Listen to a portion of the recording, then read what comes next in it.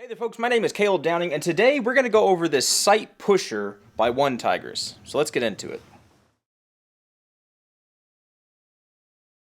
Alright, so the sight pusher by OneTigris. It's going to come in a cardboard box like this. On the inside, it'll have some padding, just like that you see there. And you'll get your sight pusher, your tool. It's already assembled. You really don't have to do anything to assemble it. It's already put together.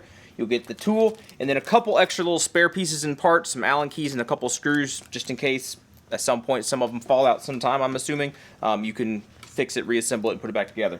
But that's a couple little screws that they have for you there. You also have your instructions, all right?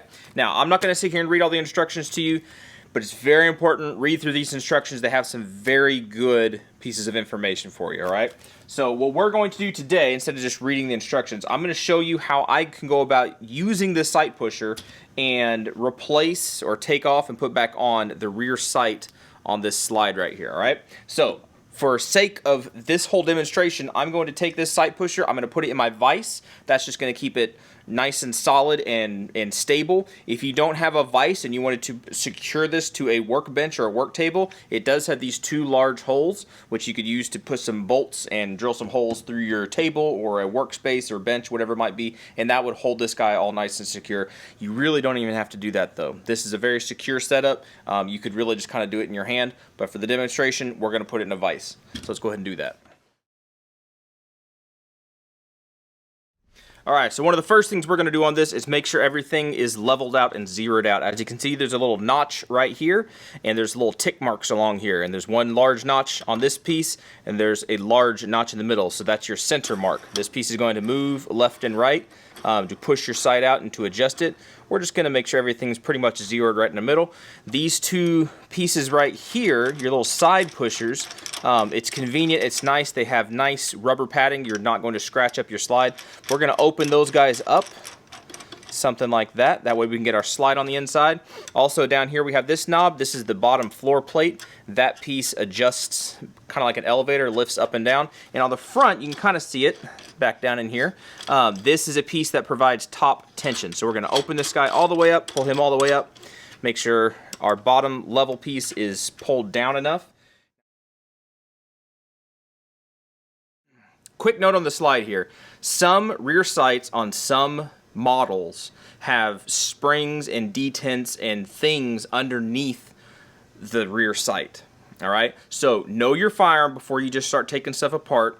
Go online, look up the company, look up the manufacturer, look up the model of the firearm, of the slide that you're going to be taking apart and replacing the sight, because again, there could be springs and detents and things under pressure that when you push that sight out, stuff's going to come popping out, and you need to be aware of that. Alright, also check your rear sights to make sure it does not have a set screw. If it has a set screw, make sure you've backed that set screw out, because if you have a set screw in there and it's providing additional tension to keep that sight from moving and you try to push it with the sight pusher, you could damage your slide and most definitely you'll damage your sight.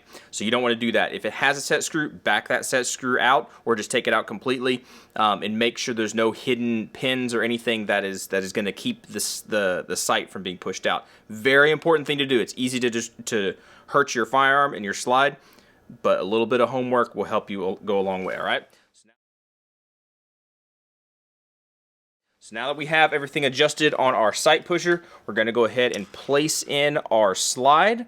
I'm going to adjust the floor piece and push the slide up.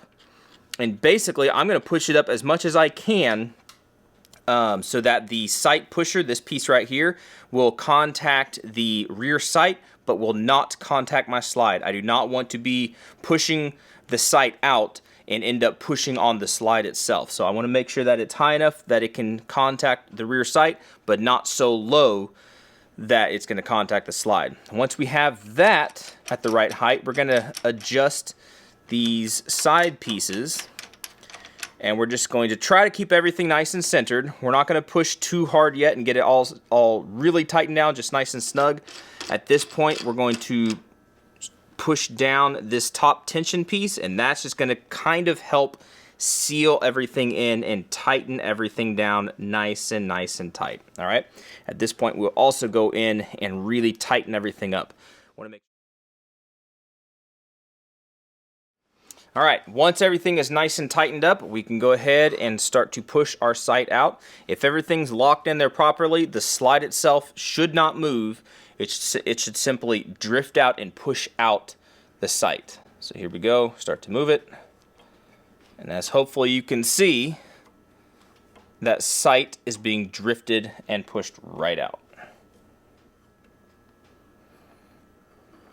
And there you go. As you can see, the sight is now pushed all the way out. We can take it out. We could replace it at this point. We could do whatever we wanted to do at this point. For this installation, we're going to reinstall it. All right, to reinstall is going to be the same thing. You're going to place your rear sight in the little dovetail. All right, you're going to start pushing it back. And one thing to note, one thing to be very careful of whenever you go to reinstall a rear sight, one thing to be very careful of is that the dovetails line up, that the rear sight lines up with that channel, lines up with that little cut in the slide. If you start pushing the rear sight into the slide at an angle, it will cut and it will mar and it can destroy parts of the slide or the rear sight itself. So make sure everything is going in straight, not at an angle, not at a downward position, that the sight is not diving into the slide or being pushed up into the slide. Everything should go nice and smooth. Be very careful and watch and look for anything that is catching on anything. You don't want stuff to bind up and to start scratching and denting the slide or the sights. So be very careful as you push this back in. It should slide right in. There will be resistance, but it shouldn't catch. It should just slide right in.